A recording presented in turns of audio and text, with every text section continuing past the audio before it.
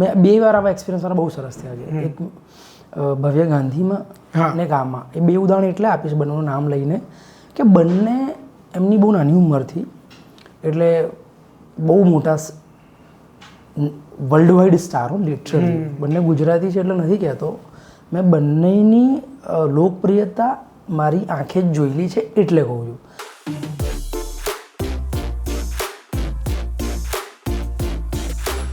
Welcome સંજયભાઈ to our episode of Baatcheet. તો હું સંજયભાઈ વિશે પહેલાં થોડુંક તમારું ઇન્ટ્રોડક્શન આપ્યું કે સંજયભાઈ બહુ જ વર્ષોથી થિયેટર કરે છે, 10 યર્સથી, રાઈટ? ઓલમોસ્ટ. અને એમને બહુ બધા મૂવીઝ કર્યા છે, વેબ સિરીઝ કરી છે, જેમ કે છસકેલા કર્યું છે, ફ્રેન્ડ ઝોન કર્યું છે, અને બહુ ના વિચાર, જમકુડી, ખાસા બધા મૂવીઝ કર્યા. ઇવન મંટોત કદાચ તમે કર્યું છે. હા, બોલિવૂડ. યસ. ક્યાં બાત હે. લકીલી. સો યસ, વેલકમ સંજયભાઈ. કેમ છો તમે? મસ્ત મસ્ત. તો લેટ સ્ટાર્ટ બાતચીત વિથ યુ. તો તમે કેટલા ટાઈમથી ઇન્ડસ્ટ્રીમાં છો? 10 યર્સથી તમે નાટક કર્યા છે આટલા બધા, પણ what inspired you to get into this field જે આટલી બધી અનઓર્થોડોક્સ છે? અનઓર્થોડોક્સ તો નથી ઉપરથી, આ તો લિબરલ હોય છે. અનઓર્થોડોક્સ ઇન ધ સેન્સ કે લોકો એમાં જવાનું પ્રિફર ના કરે, એ લોકો એવું વિચારે કે અમે કોઈ કોર્પોરેટમાં જઈએ. હા, એ સોસાયટી છે ને આપણી જે છે ને બહુ સારા શબ્દોમાં એવું કહેવાય કે નાગી છે, પણ સારા શબ્દોમાં એવું કહેવાય એ કેવું છે કે એને જોવું છે. ફિલ્મો કોણ જોવે છે અથવા નાટક કોણ જોવે છે? લોકો જ જોવે છે ને. એટલે એ તો અને મોકલવું નથી, એટલે આ તો બહુ બોગસ વાત છે. પણ મને તો હું નાનપણથી જ શું કહેવાય ફિલ્મો જોઈને જ મોટો થયો હતો. એટલે મને પહેલાં એવું જ હતું કે મારે એ આપણે ટીવી પર જ પહેલાં તો નાનપણ બહુ ફિલ્મો જોઈએ, થિયેટરમાં એટલી બધી જોવા ન જતા હોય જેટલી અત્યારે ફ્રિકવન્ટલી જઈએ છીએ એવી આપણે નાનપણમાં તો કેવું દિવાળી આવી કે એવું કંઈક હોય વર્ષે 1-2 વાર જ સિનેમામાં જવાનો મોકો મળતો હોય છે. પછી કોલેજ પછી જ એવો એક ટાઈમ આવે છે કે તમે એવરી મંથ કે પછી સિનેફાઇલ થઈ જાઓ તો એવરી વીક. હા, હા. તો હું તો નાનપણથી ટીવીમાં જ ફિલ્મો જોઈને, અને મારું એવું છે કે હું એટલે એનાથી વધારે એટ્રેક્ટિવ હતો. એટલે શું કહેવાય કે એવું ઘરમાં તો કેવું રોકટોક તો એવી હતી ને કે આ કરવું કે ના. પછી ત્યારે હોય કે જ્યારે ઘરમાં કોઈક જાણકાર હોય કે આ ભણવું જોઈએ કે આ કે નહીં, એવું હતું નહીં. એટલે જે કરવું એમ કરવાનો થોડો મોકો મળી ગયો. અને એમાં કેવું હતું કે નાનપણમાં તમે ફિલ્મ જોતા હોય એટલે મને એટલી ખબર પડી હતી કે એ તો બધું મુંબઈમાં બનતું હોય. આપણે મુંબઈ કેવી રીતે જવું, એની માટે શું ભણવું, એવી કોઈ જાણકારી નહોતી. આપણે તો ફિલ્મો જોતા અને પછી શું ફિલ્મોના એક્ટરને મોસ્ટલી શરૂઆતમાં નાનપણમાં કેવું થાય કે તમારી આજુબાજુના લોકોને તમે મિમિક કરો અથવા કોઈ ફિલ્મ સ્ટારને અથવા કોમેડિયનને કેવી રીતે. તો નાનપણથી એવું કરતો હતો અને બહુ વર્ષ સુધી નહોતી ખબર કે આને પ્રોફેશનલી પણ કઈ રીતે જઈ શકાય. તો હું જ્યારે ગ્રેજ્યુએટ થયો ને ત્યાં સુદ્ધા કોલેજના કોઈ ફેસ્ટિવલમાં મિમિક્રી કરી હોય કે સોસાયટીમાં એવું કંઈક, ત્યાં સુદ્ધા નહોતી ખબર. પણ એવું હતું કે જે હું બહુ વધારે બોલું છું અથવા મિમિક કરું છું તો કે એવું કંઈક ક્યાંક શું કરે. તો મેં એની માટે જર્નલિઝમ કર્યું. કેટલું ખરાબ વિચાર, કોઈ સમજણ જ નથી. પણ એનાથી 2 ફાયદા થયા હતા મને એ જર્નલિઝમના વર્ષમાં. કે એક તો જર્નલિઝમ જ્યારે પત્યું ને ત્યાં સુધી પત્તા એ ગ્રેજ્યુએશન પછી મેં કર્યું હતું પીજીમાં. પત્તા એવી ખબર પડી કે તમારે વાંચવું બહુ જોઈએ. દુનિયાભરમાં જો નું જાણવું હોય તો બિફોર ઇન્ટરનેટ પહેલાંની વાત છે થોડી, એટલે કોમન થયા પહેલાંની. એટલે વાંચવું તો ત્યારે વાંચવાનું એક આવ્યું. અને જેવું જેવું મારું જર્નલિઝમનું પત્યું ને વર્ષ, તો છેલ્લે એ લોકોએ નાટક બતાવ્યું હતું. અને હું સાચું કહું છું એ જાદુ હતું એક ટાઈમ. કેમ કે આપણે નાનપણથી શું ટેલિવિઝનમાં જોઈને ફિલ્મો બધું થિયેટરમાં હતી, મેં પહેલી વાર નાટક જોયું હતું ને વેરી સિરિયસ. અને ગુજરાતનું સૌથી બેસ્ટ પ્લે અત્યાર સુધીનું મને હજી પણ લાગે છે સૌમ્ય જોશીનું વેલકમ જિંદગી. મેં 2013 કે 12 કે 13માં સમથિંગ. અને મેં એ નાટક જોયું અને મેં કીધું આ 2-3 કલાક સુધી 3 લોકો તો કઈ દુનિયા છે. અને મને સખત ફેસિનેટ કર્યું. એટલે ત્યાં સુધી પહેલી વાર એવું નક્કી બી કર્યું કે સિનેમા તો શું હોય તો ભૂલી જ જાઓ તમે એમ, એ કરના. અને વિધિન અ યર મેં મેં 1 વર્ષ સુધી અમદાવાદના જેટલા પણ ઓડિટોરિયમ્સ હોય હું જઈને બધા જ નાટકો જોતો હતો, નાના મોટા. મેં થિયેટરની વર્કશોપ કરી, પછી થિયેટરનું ભણવા મેં માસ્ટર્સ કર્યું થિયેટરમાં. એટલે ત્યાંથી 14, 15, 16 3 વર્ષ એમાં જ ગયા મારા. અને પછી ફિલ્મ્સ હેપન એમ એવું થઈ ગયું. Correct me if wrong sir, but જે આ વસ્તુ છે કે તમે નાટક જોયું તમારી સામે, you always wanted to do that. I am a stand up comedian, I am telling you from my personal opinion and perspective also, કે હું બી નાનો હતો ત્યારે તો હવે તો બધું જીઓ આવી ગયું હતું. હું જ્યારે પાસ આઉટ થયો તો there is a lot of stand up videos out there.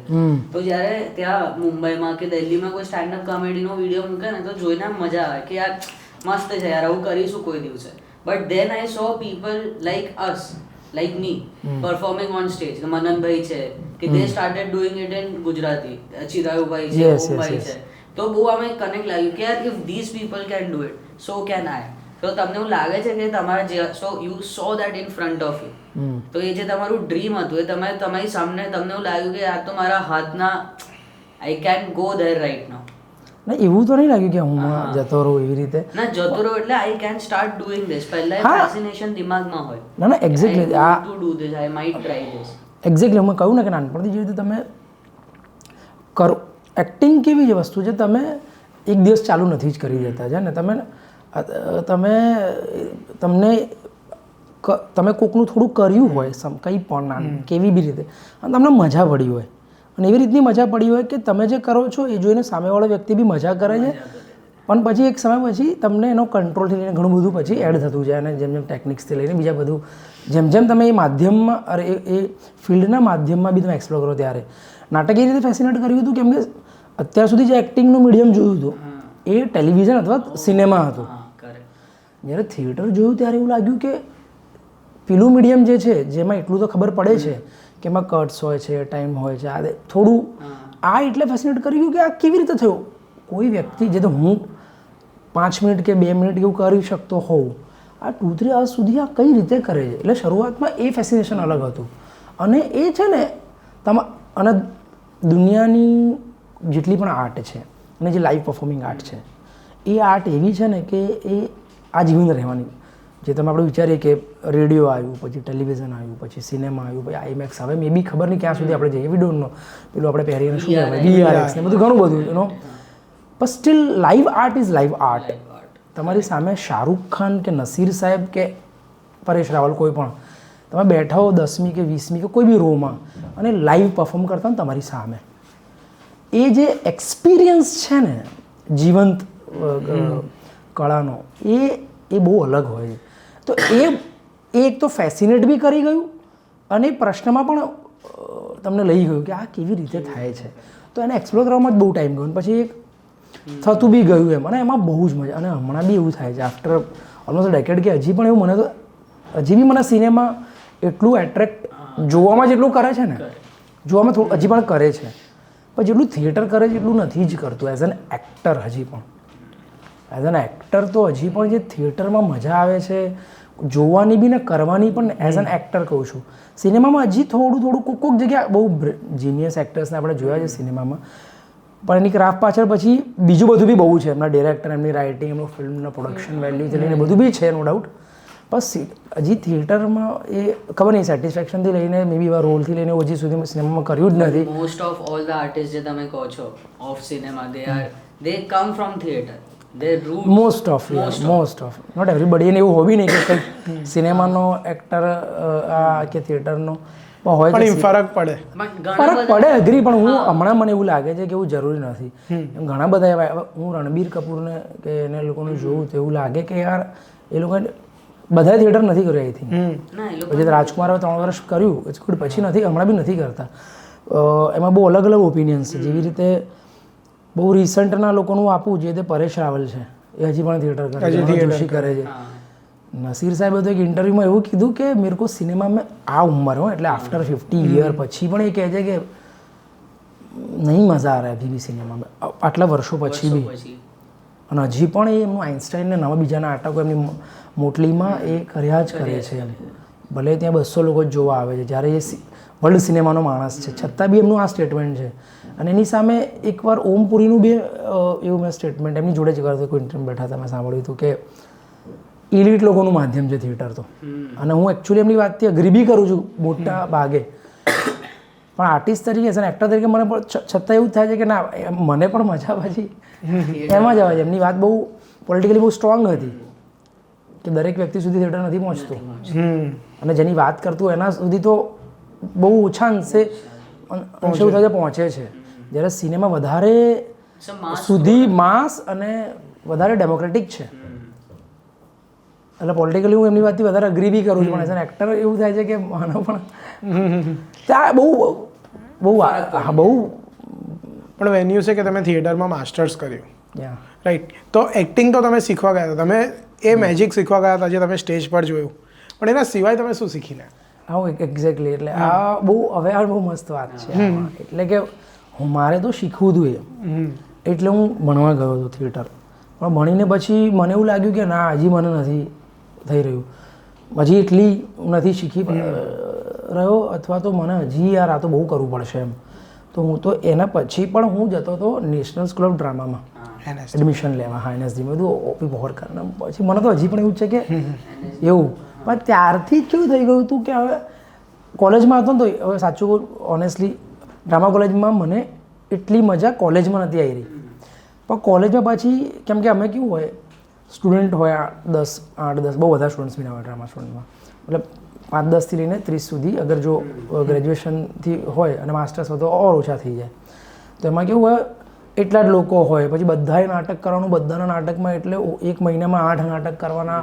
તો મને નથી લાગતું કે એમાં તમે કોઈ બી વસ્તુ પર ધ્યાન આપી શીખી શકો. તો મને મજા મન નહોતી આવતી. જેની એવું પણ થયું કે મારે નથી આ કોઈ બીજી જગ્યાએ જો આવું કંઈક અથવા અલગ રીતે થિયેટર શીખવું. પણ મારી જોડે બીજા કોઈ એક્ટર કે કોઈ આર્ટિસ્ટ કે કોઈ હતા મિત્ર સ્ટુડન્ટ્સ, એટલે આરજે ત્રિવેદી મારી જોડે હતો, એટલે એમાં હું ટકી ગયો. પછી મારા પછી જય મકવાણી કરીને હતો છોકરો, એટલે અમે બંને ટકી ગયા પછી બંધોમાં એમ.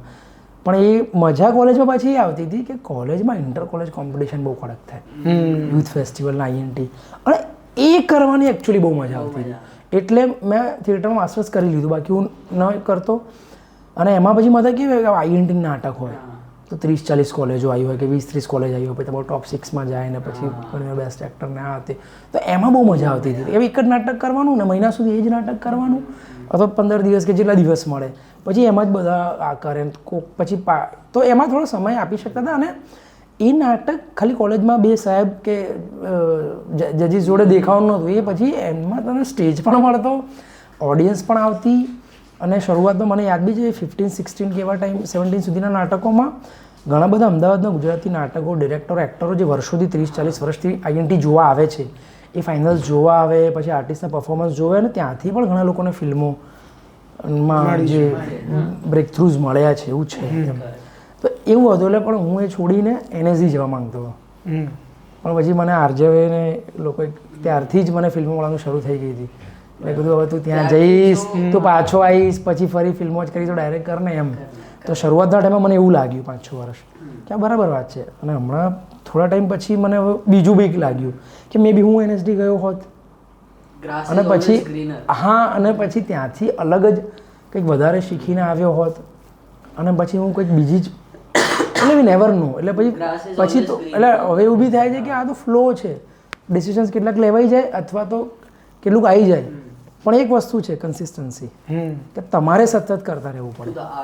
યસ, હા. એટલે હું અત્યારે મને એ બાબત હું બહુ સ્ટ્રોંગલી કહી શકું છું કે અત્યારે બી મારા જોડે જેટલા લોકો થિયેટર કરતા હતા એના કરતાં 90% લોકો નહીં કરી રહ્યા હોય રેગ્યુલર, હું હજી પણ કરું છું. બિકોઝ એટલે મારી માટે એ મેં જાળવી રાખ્યું છે. કોલેજ હોય પછી ભલે ને NSD ના ગયો હોઉં, સતત દર વર્ષે નવું નાટક કરું છું, અને કંઈ ને કંઈ સતત. તો નાટકનો લખવાનો પ્રોસેસ ફિલ્મ્સ કરતાં કેટલો અલગ હોય છે? બહુ જુદો હોય, બહુ જુદો હોય. કેમ કે સિનેમા નાટકમાં છે ને, અને સિનેમાનું માધ્યમ ને નાટકનું માધ્યમ, એક તો સ્ટેજ પર લિમિટેશન્સ આવી જાય, તમે ક્રિએટ એમાં બી લિમિટેશનની કોઈ લિમિટ નથી પાછી, પણ પેલી રીતે આર્થિક રીતે એક તો સૌથી મોટું, તમે કોઈ બી જે રીતે તમે હા એવી ના લાવી શકાય. જે અમે એક નાટક કર્યું હતું, હા ના ગાડી જ બનાવી હતી સેટમાં, 2 વાર એવા નાટક કર્યા, કાર જ હોય છે નાટકમાં, અને આખું નાટક એમાં ભજવાય છે. એટલે લિમિટેશન એમ નથી, પણ ઘણી લિમિટેશન પણ છે એમ, માધ્યમની છે એમ, ઇમેજિનેશનની કે એની નથી. તમે ધારો એ કરી શકો, એટલી મજા છે. પણ અમે તો પેલી આપણી તો આર્થિક નથી લઈને વાત સુધી પર આપણે રહીએ છીએ, એટલે સિનેમામાં બી એવું છે જ, પણ એમાં કેવું જે બોલાય છે ને એ પછી દેખાય જોઈએ. એટલે જેવી રીતે બહુ જ મોટા ઇન્ડિયાના નાટ્યકાર રતન થિયામ કહે છે કે એ સ્ટેજ પર ઊભા હોય ને એમને એક્ટર કહે કે પેલો ચાંદ જો કેટલો સોહામણો છે પૂનમનો વગેરે, તો ઓડિયન્સને ચાંદ દેખાય અને 500 લોકોને 500 જુદા જુદા ચાંદ દેખાય. આ થિયેટરની એક બ્યુટી છે. સિનેમામાં તમે જેવો ચાંદ હોય ને એવું જ બતાવો, પછી ચાંદ તમે કેવો બ્યુટીફુલ બતાવો છો કયા એટલે બધું. હા એટલે ઓડિયન્સ ઓલ્સો ડુ થિંક. અને એવરી ટાઈમ જે તો કોઈ નોવેલ વાંચો એટલે જો 30 લોકો વાંચતા હોય તો જુદી વંચાય.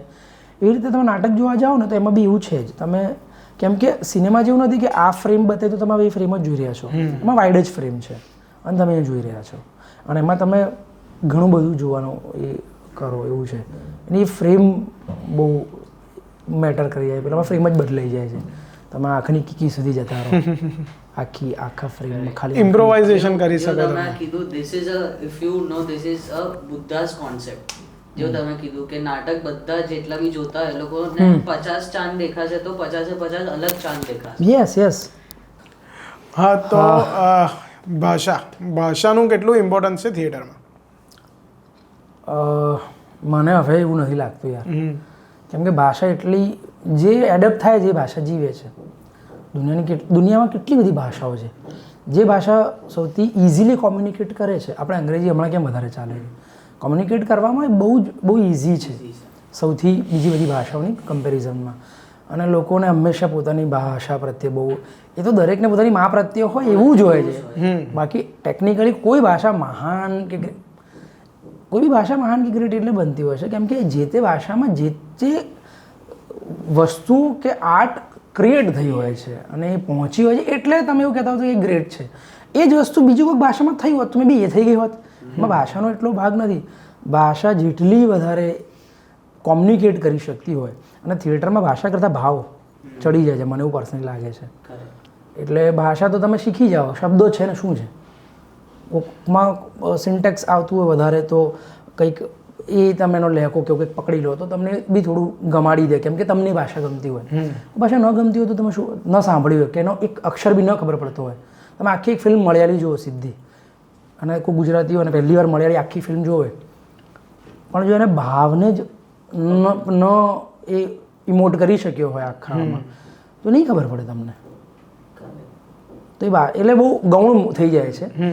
પછી ખાલી ભાષાની વાત કરવી હોય તો કરી શકાય, એમાં એવું કશું નથી કે ભાષા આવી હોય શબ્દ આવી રીતે બોલાય. અને ભાષાને લઈને બી કેવું છે કે હંમેશા જે વર્ગ જોડું પ્રભુત્વ હોય એની ભાષા મોટી, બરાબર છે એવું. હા, એવી રીતે. એટલે કોઈ બી ભાષા સંસ્કૃત હોય, કોઈ બી ભાષા, તો એને માર્કઆઉટ કરવામાં આવે કે આ જે રીતે ન હોવું જોઈએ. એ ભાષાનું સાહિત્ય કે લોક સાહિત્ય જે બી હોય, જે બી આર્ટ ફોર્મ હોય, એમાં જે કોન્ટેન્ટ છે એ કેટલું રીચ કે તમને લેન્ટ કરતું હોય એ રીતે એને જજ કરો તો ભાષા. બાકી મને તો બહુ હવે ગૌણ લાગે છે ભાષા યાર. વધારે ભાષા શીખેલી હોય તો એક ફાયદો થાય કે તમે દુનિયા, મને એ વાતનું વધારે દુઃખ છે કે મેં જે તો ગુજરાતી, હિન્દી, ઉર્દુ અને મરાઠીની નજીકની આટલી જ વાંચીને જાણી છે. મને એવું થાય છે કે મેં મલયાળી કે મેં તમિળ જાણતો હોત અને મેં એ પુસ્તકો કે એ નાટકો વાંચ્યા કે જોયા હોત, એટલે એવું થાય કે કેટલીક ભાષા ન આવડવાના કારણે કેટલી મોટી વસ્તુ હું મિસ કરી ગયો, એનું મને દુઃખ રહી જશે ભાષાને લઈને જો કરવાનું થાય તો. પણ હવે we are very lucky, OTTs પછી કે દુનિયાભરની કેટલી બધી ભાષાઓની કેવી કેવી ફિલ્મો તમારે ક્લિક પર તમારી પાસે છે. બહુ સરસ સમયમાં છીએ. ભાષાનો જે બાદ છે જે તોડી નાખ્યો, બેરિયર તૂટી ગયું છે. યસ. પણ તમે જમકુડી કર્યું, એમાં તમારો જે લહેજો હતો, હું એની વાત કરું કે લહેજો પકડવો કેટલો જરૂરી છે? હા, એ તો છે. એ તો મને પર્સનલી બહુ ગમે છે. હા, જો કે જમકુડીમાં એટલું બધું કંઈ ખાસ મને યાદ નથી મેં ભાષામાં કંઈ કામ કર્યું હોય. એના કરતાં વધારે મેં દુનિયાદારી માટે કે સૌથી મારી ગમતી શુભારંભ માટે મારી શરૂઆતની ફિલ્મ હતી.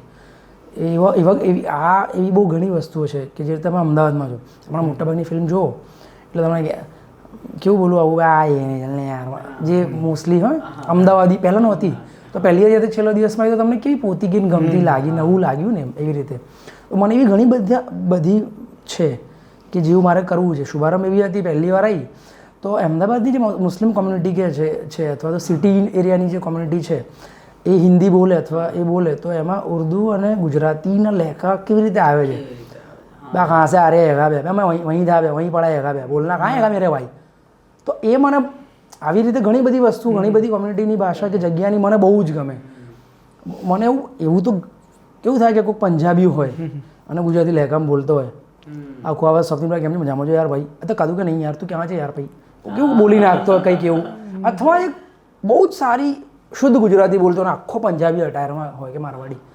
તો મને એવી રીતે કેરેક્ટર્સ કે વાર્તાઓ કે ભાષા એવી રીતે એટ્રેક્ટ કરતી હોય છે એઝ એન એક્ટર. બાકી You want to keep experiment with it કે આમાં આવી રીતે ના એક્સપેરિમેન્ટ કરવા કરતાં એ તો એડિશનલ પાર્ટ છે એટલે એવી વાત આવે તો વધારે મજા આવે. ઓકે એ તો હું કંઈ બી કરી શકું છું એક્સપેરિમેન્ટ અને એ તો નાનું મોટું હું ઘણી વાર કરતો હતો સિનેમામાં કેમ કે એમાં પછી કેરેક્ટરમાં કે સ્ક્રિપ્ટમાં કે એમાં એટલું મળતું નથી તો કંઈક બીજી રીતે તમે કરતા હોય એટલે બાકી એવું કશું નહીં.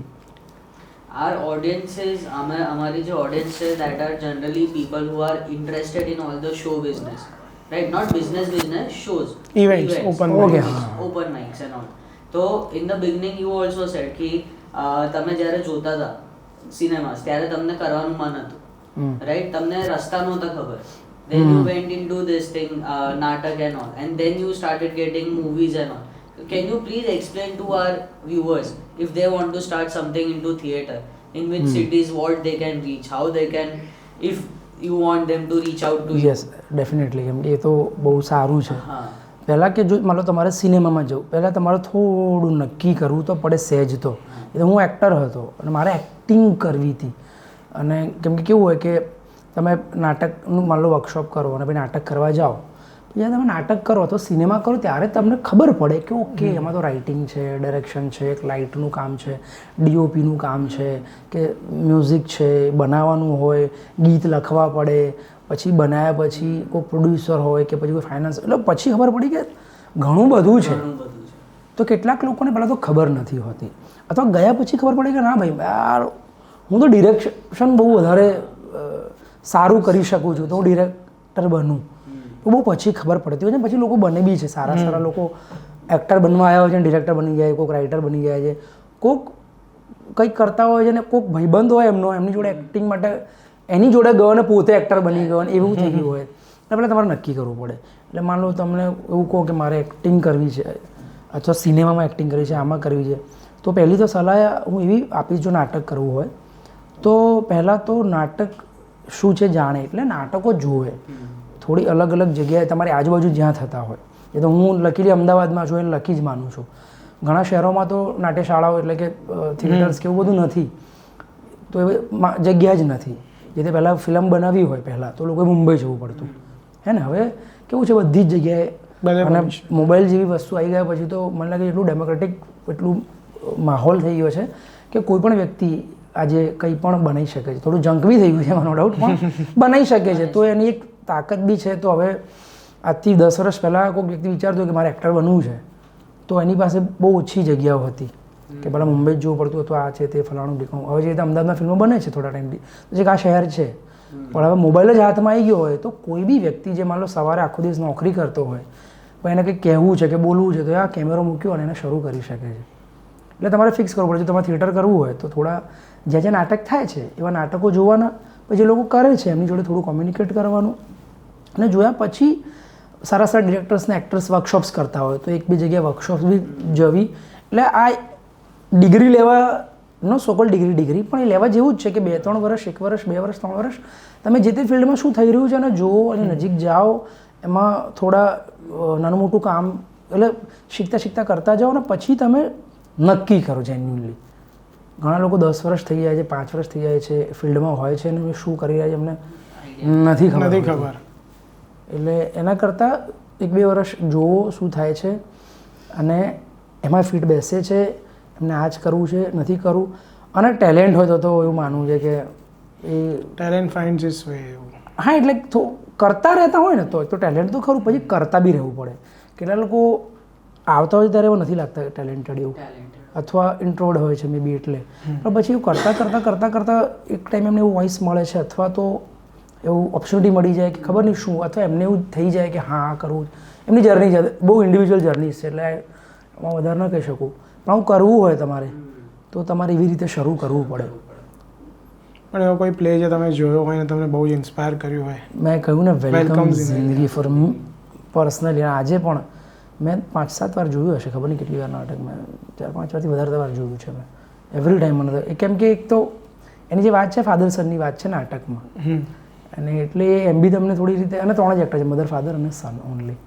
અને એ જે વાતો કરે છે એ તમને બહુ સૌમ્ય જોશીના જો કે બધા જ નાટકો યાર, એ અત્યારે અમદાવાદમાં નાટકો માટે શું કહીએ, અને મારી લકી છેલ્લે મારા નાટક જેવા આવ્યા હતા હમણાં, અને એમને બધા જ મારા છેલ્લા બધા નાટકો જોવાનું બહુ ગમ્યું મને, મજા પડી. એવું કોઈ ડિરેક્ટર જેમની જોડે તમારે નાટક કામ કરવું હોય કે ભજવું? નાટકમાં નાટક અમદાવાદમાં હમણાં તો એવું જેન્યુઅલી નથી, કેમ કે અમે લોકો જાતે જ કરીએ છીએ, we are happy with it. અને હિન્દી ઇન્ડસ્ટ્રી ઓફ થિયેટર, હા, હિન્દીમાં કેવું છે કે નાટકો આપણે અહીંયા ઓવરઓલ તમે જુઓ તો લકીલી ગુજરાતી નાટક કે મરાઠી નાટક જ છે કે જે પૈસા બી કમાઈ આપે છે ને વૈવિધ્ય બી આપે. એમાં મરાઠી તો બહુ એક્સ્ટ્રીમ, સાઉથમાં બી હશે પણ આઈ ડોન્ટ નો એટલું મને ઇન્ફોર્મેશન નથી.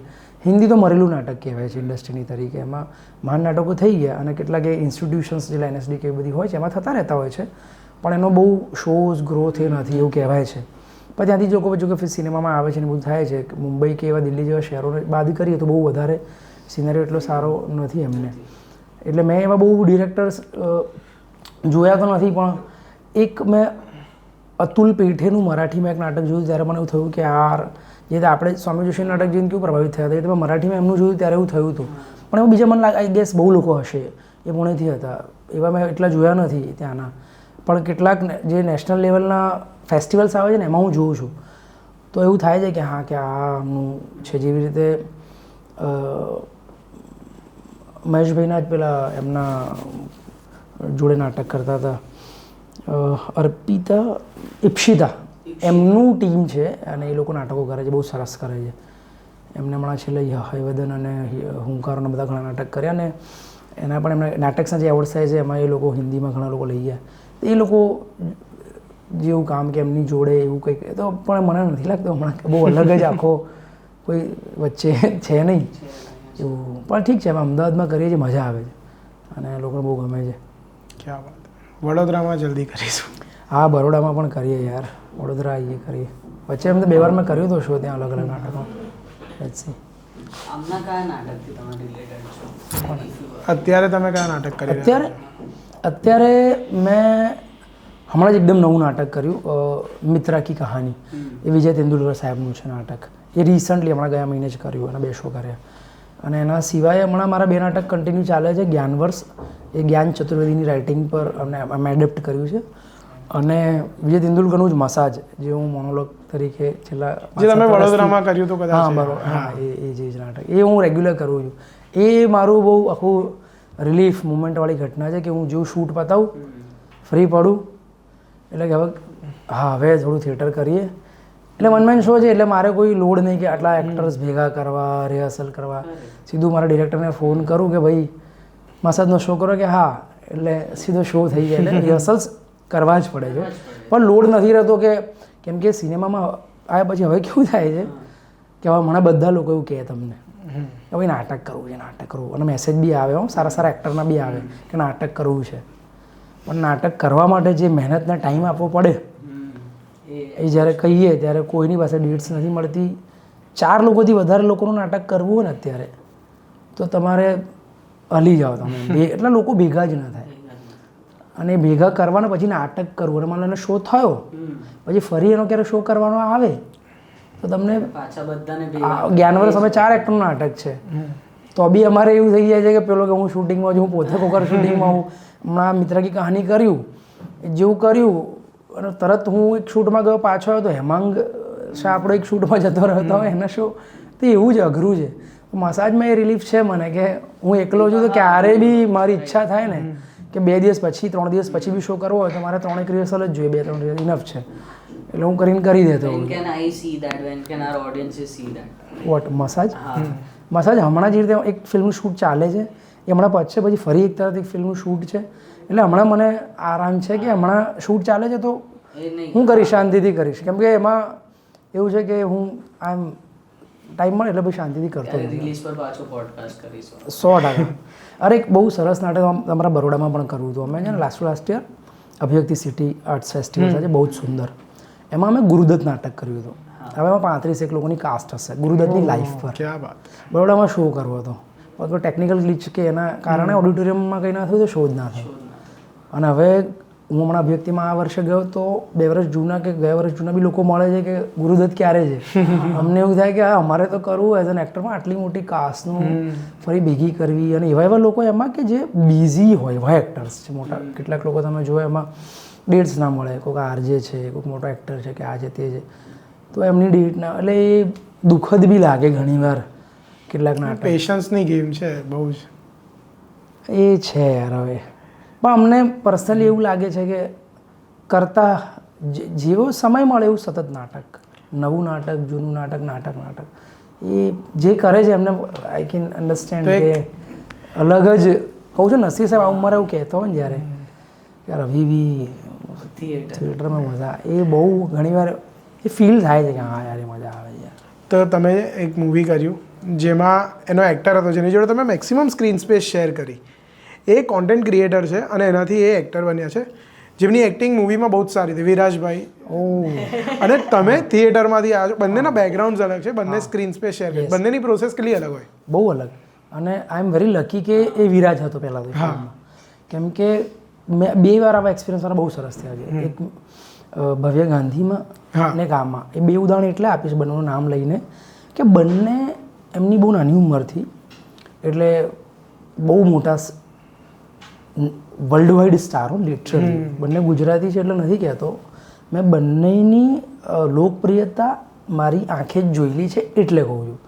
ભવ્ય 10 વર્ષ સ્ક્રીન પર નંબર 1 ટેલિવિઝનનો, બટ શું માણસ, સેમ વિથ આ ગુજરાતી કન્ટેન્ટ ક્રિએટર, એટલે નેશનલ લેવલનો એટલો મોટો કન્ટેન્ટ ક્રિએટર પણ ગુજરાતી છે અને ગાંડી ફેન ફોલોઈંગ ભાઈ, પણ સ્ટીલ એ માણસ તમને એને પૂછે કે મારે એક્ટિંગમાં શું કરવાનું છે એટલે તમને એવું થાય કે યાર એ ચીઝ હે જોઈને આદમી કો આગે લેકે હી જાય. એ લોકોને કેમ કે એમને સતત શીખવું છે, એમનું માધ્યમ બદલાયું, એ સિનેમા પહેલી બીજી વાર કરી રહ્યો છે, આટલી બધી ગુજરાતી પહેલી વાર બીજી વાર બોલી રહ્યા છે એમની લાઈફમાં, તો એ કોન્શિયસ છે, એ સીનને લઈને તમારી જોડે વાત કરે, ઘણું બધું. અને સીન સિવાયનું પણ સાહિત્યની, જે તો વિજય એટલું સાહિત્ય નથી વાંચતો અને બહુ જ રસ પડે, જે તો તમને મેં હમણાં ગઝલ સંભળાવી તેને બહુ રસ પડે કે આનો અર્થ શું, આ શબ્દ કયો છે, એને 5 શબ્દ જો નવા ગુજરાતીના ખબર પડે ને તેની રીલ બનાવી દે. એટલો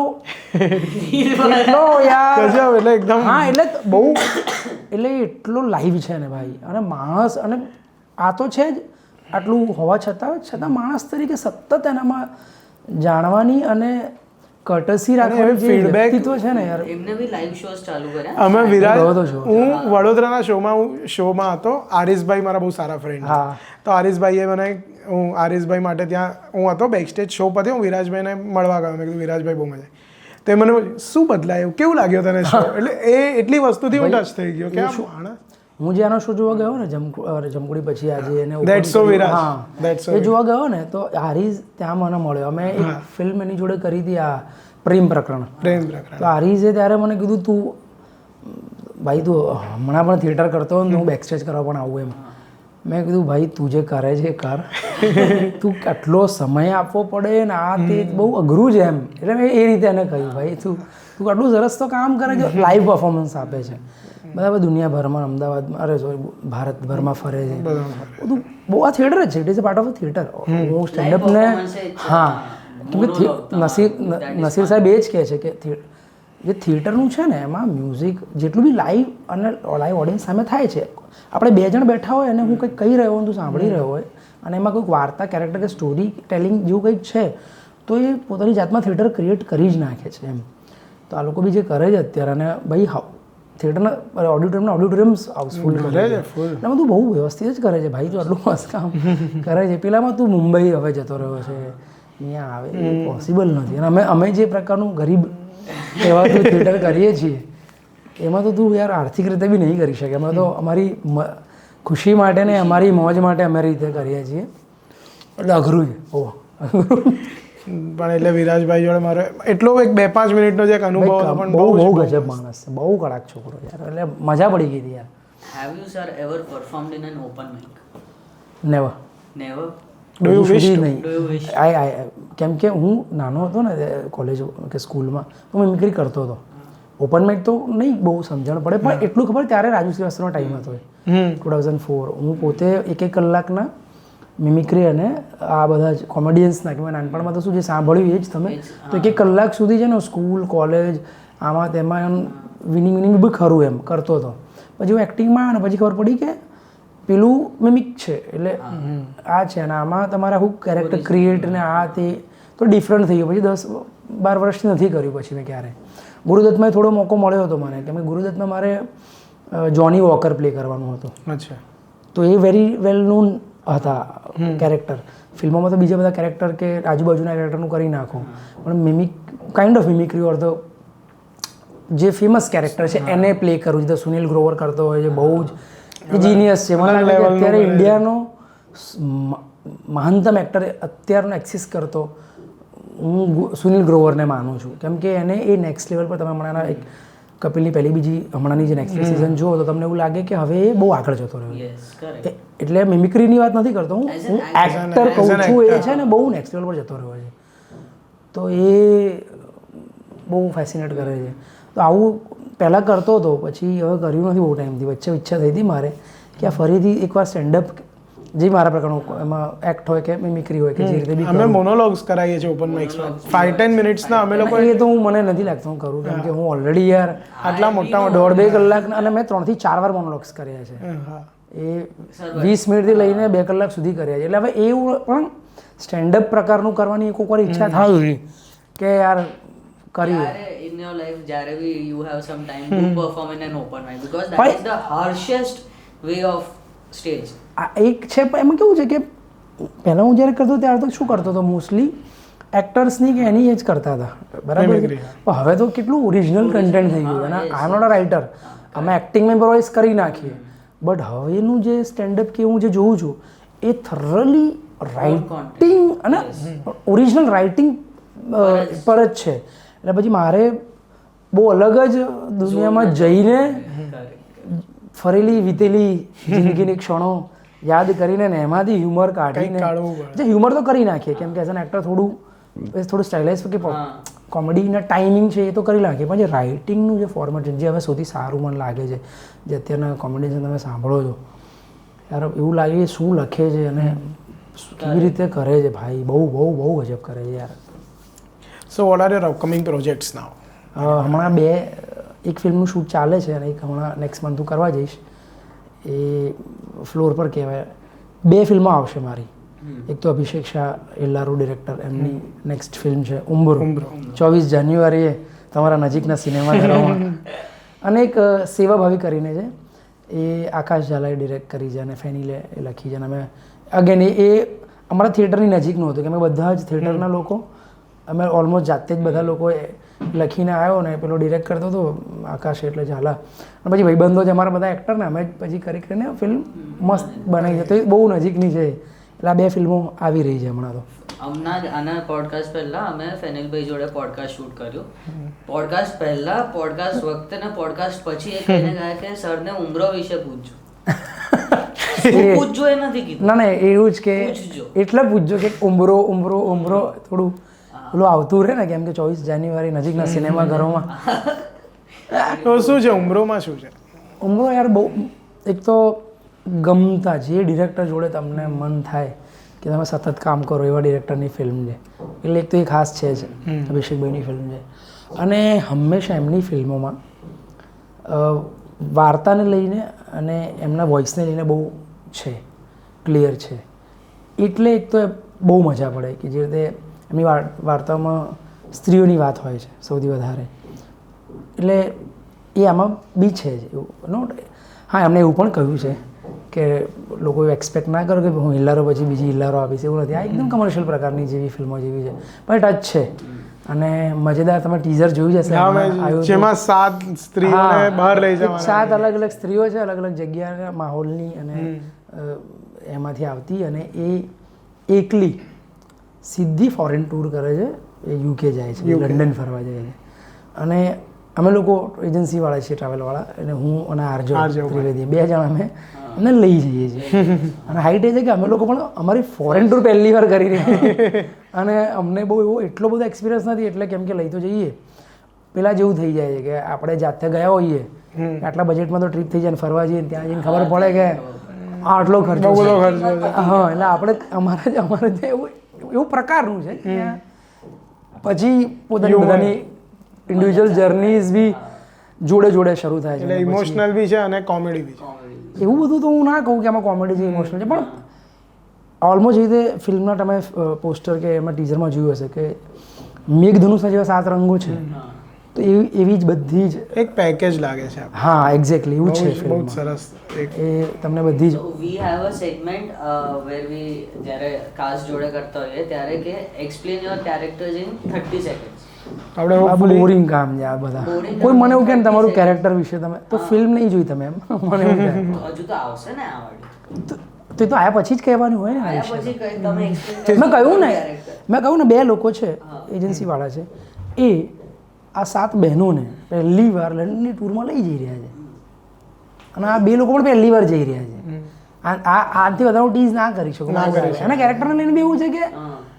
એ જોયા પછી મારું એવું માનવું છે એની પર વાત થાય ને તો મજા આવે કેમ કે મેં માની લો એક character You are teasing to a second podcast. Okay માની લો મેં એક વાત હું તમને કહું છું કે ભાઈ હું કંઈક આવું કરું છું કે આવું અને તમે એ જુઓ અને તમે જે કીધું ને એવું તો નહોતું ઉદાહરણ તરીકે એવું થાય right. મેં જે વિચારીને પરફોર્મ કર્યું હોય કે જોયું હોય તો હું આવી ફિલ્મ વાર્તા કેરેક્ટર કંઈ બી કરી રહ્યો પણ તમે જો ને ભાઈ તમને એમાંથી અડધું બી ના આવે એટલે એવું નહીં બને પણ કહેવાનો મતલબ એના કરતાં તમે જો અને પછી તમે મને એના ન્યુઅન્સીસ કહો ને તો હું એની પર વધારે ડિટેલમાં વાત કરું ને તો તમને એ એકચ્યુઅલ રસપાન કહીએ ને તો તમે એને પકડી શકો તમે કોઈ બી મારી ફિલ્મ કે નાટકના કોઈ સીન કે કેરેક્ટર કે કોઈક વસ્તુ માટે તમે કહો ને અને એની પર તમે કહો ને તો તમને વધારે લાઇટ થાય કે ઓકે હા પેલું હા એ તો મજા પડે હવે તમે કશું જોયું જ નથી એવી વસ્તુ ઉપર હું તમને કેટલી વાત કરી શકું નથી 30 seconds. તો મેં 30 સેકન્ડ્સમાં કહી નાખ્યું કે 2 જણ લઈ જાય છે એવા લોકો છે all right so coming towards the end of the podcast એક છેલ્લો સવાલ કે ગુજરાતમાં કે એવું કયું આઇકોનિક કેરેક્ટર છે જેની પર તમને પ્લે કરવો છે ગુજરાતમાં વચ્ચે પહેલાં મને એવું હતું કે આવા ઘણા બધા કેરેક્ટર માટે હું વિચારતો હતો જેવી રીતે મને એવું થાય કે હું કોઈક લેખકનું કેરેક્ટર કરું જેવી રીતે નર્મદુનું કેરેક્ટર મને બહુ ફેસિનેટ કરે છે બરાબર ગુજરાતી સાહિત્યમાં કેમ કે સાહિત્યકાર હતા અને પત્રકાર હતા અને બિંગ એન સો કોલ્ડ અપરકાસ્ટ અને સ્ટીલ એ સમાજને જે દાંડીઓ બતાવતા હતા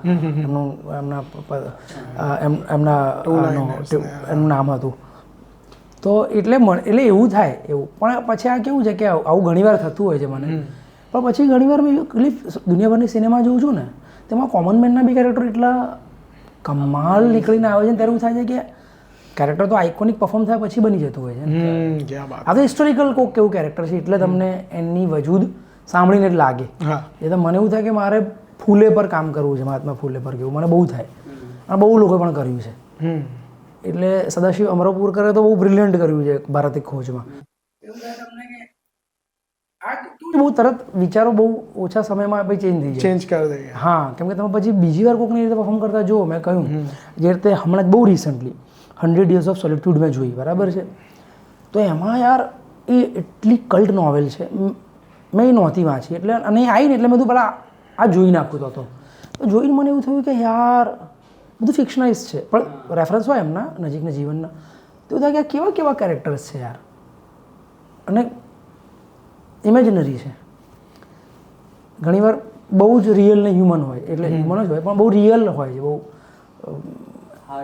હા એટલે તમારી બાજુના છો એમ એવા એટલા નજીકના હોય એમ તો એવું થાય કે એવું કેરેક્ટર કરવામાં રસ વધારે પડે કે જે કોઈ બી વ્યક્તિ તરત દુનિયાની કોઈ પણ ભાષાનો વ્યક્તિ એ કેરેક્ટર જોડે જોવે ને તરત કનેક્ટ કરી જાય એના ઇમોશન જોડે એવું એટલે હવે પેલો બાંધતો હતા કે આ કરવું છે પણ એવું ખબર પડી કે ઓકે થાય મન કહો તો અચ્છા ન હોય તો જે આવતું જાય થેન્ક યુ સો સંજયભાઈ for coming to Baatcheet thank you. Will be Can we releasing have a round of applause for Sanjay? Best of luck તમારા મૂવીઝ માટે 24th. જાન્યુઆરી 24th. તમારા નજીકના સિનેમાઘરોમાં. તમારા નજીકના સિનેમાઘરો. અને આપણે નાટક જલ્દીથી કરીએ છીએ વડોદરા યસ યસ ભાઈ